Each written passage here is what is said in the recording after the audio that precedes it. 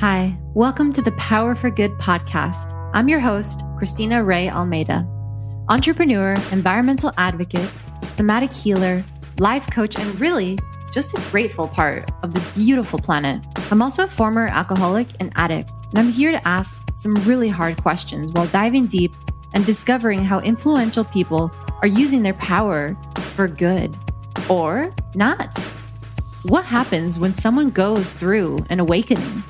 Can people really change? How? And why? Let's explore.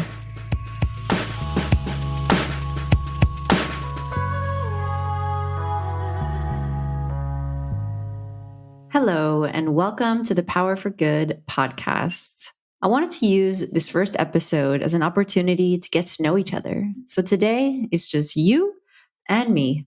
So I just want to start off by admitting that I did not always use my power for good. But what am I talking about here? What does power mean in the context of this podcast? Because power can mean a lot of things for different people, let's be honest. But power in the context of this podcast means influence and impact on who and what is around you. So how do you know what your power is? For me, I connected to my power at a young age. I was witty, I was crafty, I was smart, confident, strong-willed, hardworking. And honestly, I just didn't care what people think. I did not give a shit. Yeah, but I wasn't always working for the right people or the right purpose. I was always testing boundaries, pushing the limits, always fighting for something, but I was a bit lost on what I was fighting for. Like, what was my cause? For a while, it seemed that really I was just fighting to tune out, to tune against society, to rebel against society by going harder than everyone else, by partying harder, doing drugs. I was always that girl who pushed people to party harder as well, trying to influence people a bit negatively. And the girl who stayed out late at night, staying out the latest, and pushing people to take another shot, to get more drunk, to black out. And I also, when I was younger, manipulated my parents. And I used my wits in a very negative way. So I oftentimes made my mom feel really bad for accusing me of lying when in fact I was lying. And I would get caught with, having drank and having drugs in my purse and different things like that in high school. And somehow I twist the whole thing around and made my mom feel like shit for accusing me, or made my dad feel like shit for giving me a drug test, and somehow would end up getting away with it. I even got into alterations with the law that could have very much ruined the rest of my life. Thank God, somehow did not end up going to jail, did not end up with any serious consequences. And I'm so grateful for that, but was very close to having some very serious consequences. So I was, lucky enough to be able to outwit some cops at certain times, to hide drugs in certain areas at certain times, to be confident enough to do some crazy ass shit. Let me just keep it at that. But the question is why? Like, why was I doing this?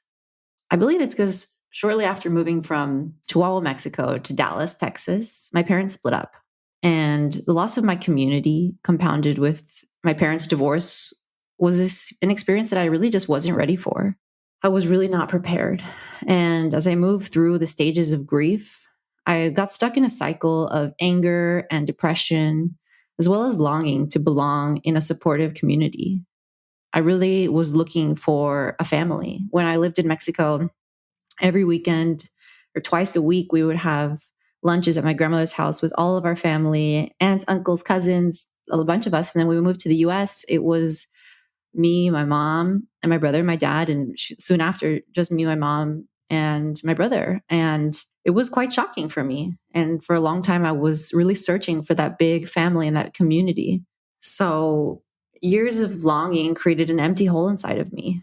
An unsatisfied hunger for community is really what I tried to fill for the next 20 years. In high school, after being outcasted by the popular girls, I literally got Kicked off the lunch table, I found refuge in a crowd of sort of artsy outsiders who were also experimenting with drugs, smoking weed. And I finally felt accepted again. So this became my new family and my new tribe.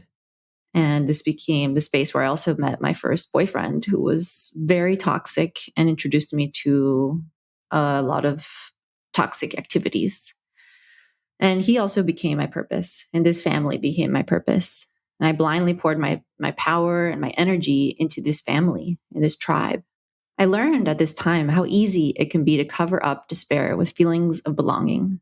The more I felt that I belonged, the more I solidified my identity in using drugs and alcohol as a way to have fun, leaving my cycle of anger and depression unchecked and unhealed for many, many years.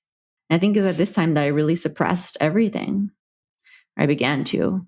And the toxic behavior only led to more toxic situations. And I just continued to suppress everything. But I was always searching for family, and that search continued. And I would bounce from tribe to tribe for a while, wanting to belong, wanting purpose. And as I would find a new community, that community would become my purpose. And it wasn't until many years later when I moved to New York and I was getting my master's there at Parsons, where I first encountered a community that was very positive, that had values around helping the environment and creating change. And I began to realize that my purpose was so much more. This whole time, I was fighting for the wrong thing. And they inspired me to use my power to contribute to creating a positive impact. And I realized that there was more to life, that I could actually fight for something good. And I began to spend more time in nature. I would head upstate New York pretty much every other weekend, as New York City is also very hard to just be in. So much energy, so much opportunity. But yeah, I felt the need to just connect with nature more.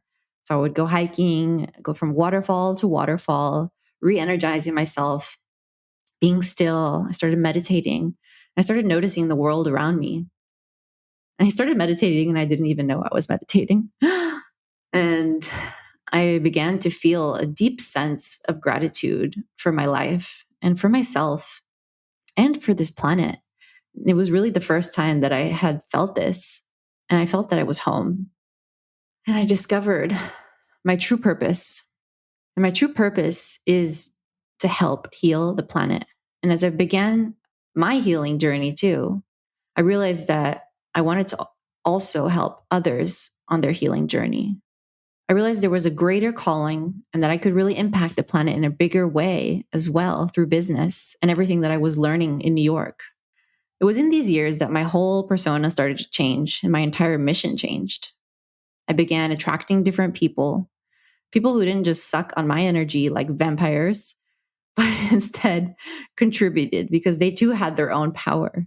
So I wasn't just leaving a conversation or a hangout feeling completely drained, but instead energized and ready for more. And I launched my company and led a team learning about and creating community around sustainable fashion and beauty and wellness. And now, as a transformational coach, I'm bringing my insights to a more intimate scale. I'm going to be coaching one-on-one to help my clients transform their lives just as I did.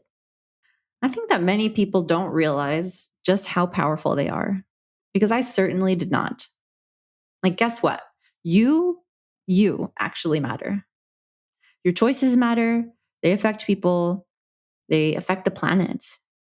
And this is one of the biggest shifts that I had in my thinking that pushed me from someone who just didn't give a shit to becoming an environmental activist, to becoming an entrepreneur and a coach, the person that I am today. And the moment I realized, hey, I actually matter and I can actually make a difference, I decided that even if I can positively impact one person or one thing, I'm going to do it. So are you ready to start using your power for good? Check out my new website. I'm ChristinaRae.com, and join my mailing list in the show notes and become part of this community where we are using our power for good.